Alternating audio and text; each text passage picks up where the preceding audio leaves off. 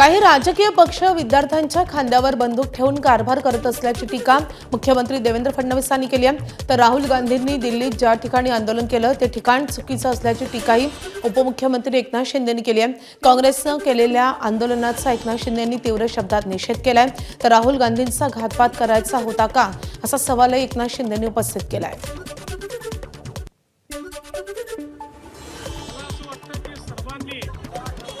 आपल्या देशाचा विचार केला पाहिजे। आपल्या देशाची बदनामी होणार नाही अशा प्रकारचा विचार केला पाहिजे।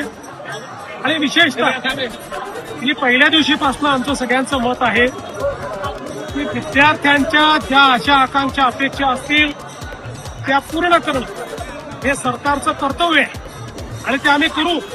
काही उणीवा राहिल्या असतील तर त्या उणीवा दूर होतील।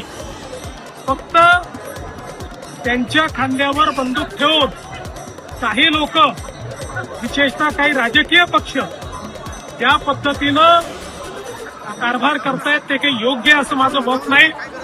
विद्यार्थ्यांच्या मागण्यांची आम्ही समरस आहोत आणि विद्यार्थ्यांच्या हिताचेच निर्णय हे केंद्रातलं आणि राज्यातलं सरकार घेईल।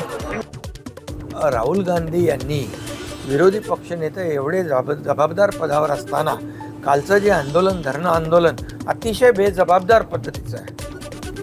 ज्या ठिकाणी तुम्ही आंदोलन करू शकत नाही त्या ठिकाणी तुम्ही विरोधी पक्ष म्हणून तिकडे जाता आणि लोकांना आवाहन करता इकडे या म्हणून। म्हणजे काय तुम्हाला करायचं होतं? प्रधानमंत्री निवासस्थानामध्ये काय घातपात करायचा होता? काय तुमच्या मनामध्ये होतं? या देशामध्ये अराजकता पसरवायची आहे का तुम्हाला?